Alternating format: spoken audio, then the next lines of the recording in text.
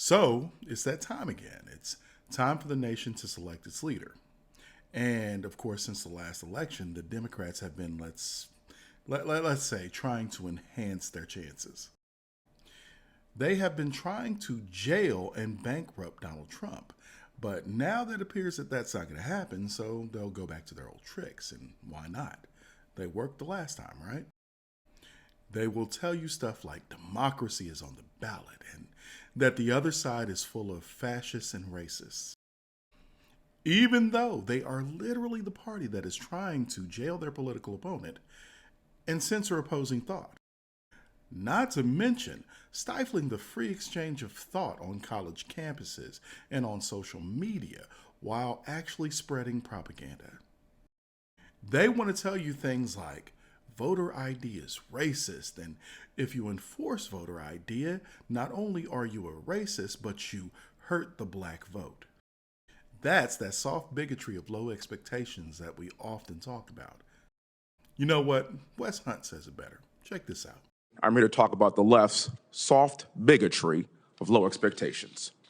Because it's the Democrat Party, not the Republican Party, that thinks so little of Black America as the people of color that they make the case that being Black in America means we can't obtain a government ID to vote. And that's not only a ridiculous assertion, it's demeaning and it's insulting. Now, my colleagues on the left like to say that common sense voting laws, including requiring a government-issued ID, are racist, discriminatory, and burdensome. Do you know what my father had back in the 40s and 50s before it was even cool?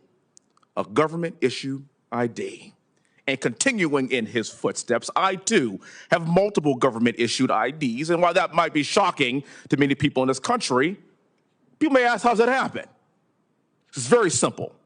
It's personal responsibility for all Americans in this country, regardless of what you look like. What sorcery is this? What am I, the Black Houdini? How was I able to pull off the impossible and attain not one, not two, not three, but 6 government-issue IDs? Personal responsibility in this country. You need to have an ID to drive a car, to check into the airport, open a bank account. You need an ID for basically everything to be a responsible adult in this country, except for voting, apparently, according to the left. After the 2020 election, Georgia passed a voter election integrity law, and subsequently, the Department of Justice filed a lawsuit against the state of Georgia alleging that the Georgia law is discriminatory and aims to restrict citizens from voting. President Biden even called this law, and I quote, Jim Crow 2.0. Really?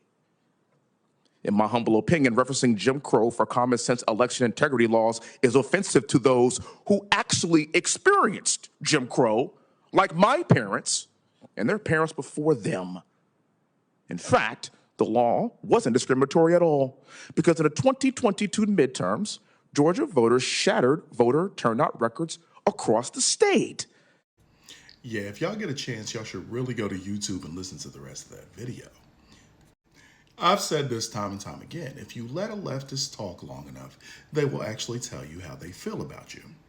They honestly believe that black people are too stupid or too poor to get voter ID, or any government-issued ID for that matter, that somehow our skin tone makes it harder for us. It's like they really don't believe that poor kids are just as bright and just as talented as white kids. Ain't that right, Joe? They believe that the black people need to be on that Democratic plantation. If you step foot off that plantation, they're sicking the dogs on you. It actually reminds me of that video by Ami Horowitz. Yeah, that's the one. If you haven't seen it, go check this out. I'm going to close this video with this. The left depends on people voting with their emotions as opposed to voting in their best interests. They would rather make this election about that as opposed to things that actually matter to American citizens. They don't want to talk about how the country has been ran for the past couple of years. They don't want to talk about the inflation. They don't want to talk about how much people are spending at the grocery store. They don't want to talk about how much people are paying at the gas pump. They don't want to talk about how much money we spend on energy. They don't want to talk about the crisis at the southern border that their policies created. They don't want to talk about the money that is being given to foreign countries when Americans are struggling. No, they'd rather talk about abortion and the mass genocide of babies. They'd rather talk about what bathroom people should use. They'd rather talk about diversity, equity, and inclusion. They want to tell you that followers of Christ are the reason why everything is wrong with this country. The real question is, can our country handle another 4 years of this administration? Honestly, I don't think so, and I don't want to find out either. How about you?